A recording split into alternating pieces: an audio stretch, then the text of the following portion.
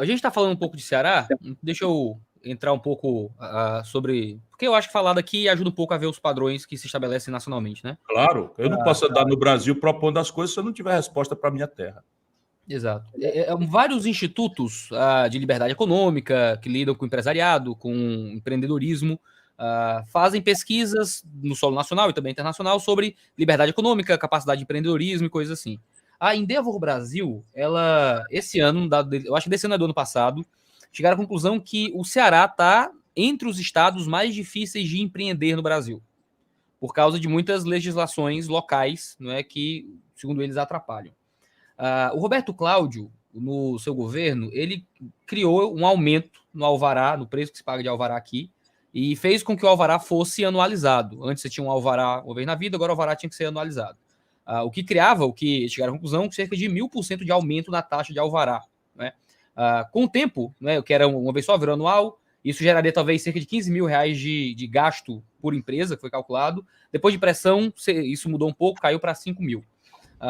E isso cria prejuízos para os cidadãos. Dentro de Fortaleza, dentro aqui do Ceará, a gente teve pelo menos 3 grandes corredores de comércio que foram quase destruídos nos últimos tempos, envolvendo pandemia, reformas e vários outros fatores. A Monsenhor Tabosa, a gente tem a Mister Hall, Bezerra de Menezes, Lago Jacareí, foram ambientes que sofreram muito nesse período e a Monsenhor Tabosa praticamente acabou.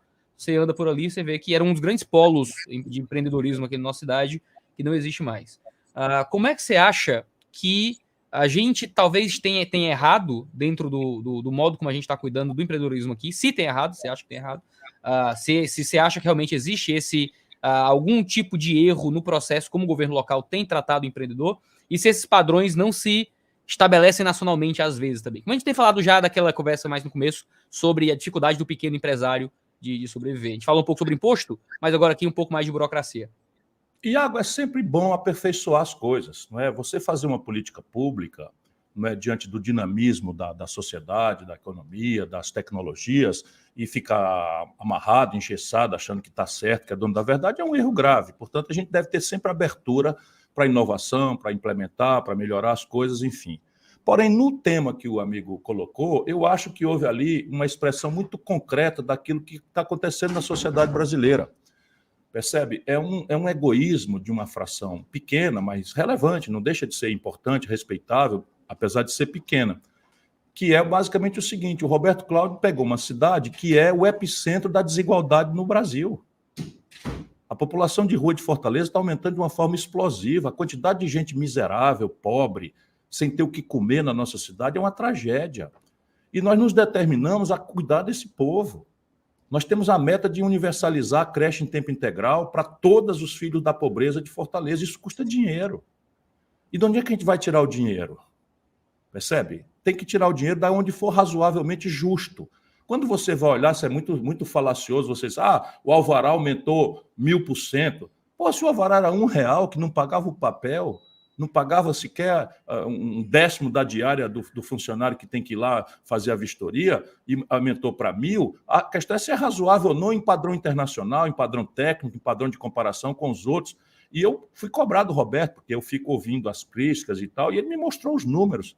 Claro que um exagero aqui, outro acolá, sempre é possível e é necessário corrigir, mas a política foi correta. Então, se as pessoas quiserem achar ruim, mas isso é egoísmo que tomou parte de uma fração da nossa sociedade brasileira e aqui no Ceará de uma forma que eu nunca vi. Sabe, o egoísmo vai assim, o comércio como é que chama da nossa ali, Da Monsenhor Tabosa.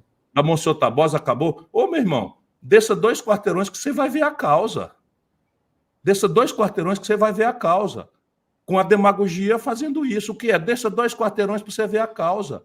Lá ali na Monsenhor Tabosa, todo mundo pagava aluguel, todo mundo pagava os impostos direitinho, todo mundo pagava os direitos trabalhistas dos funcionários, dos comerciários, etc, etc.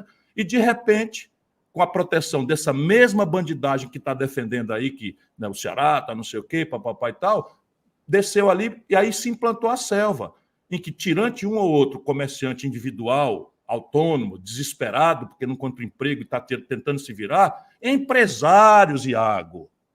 Eu sei o nome dele, sabe?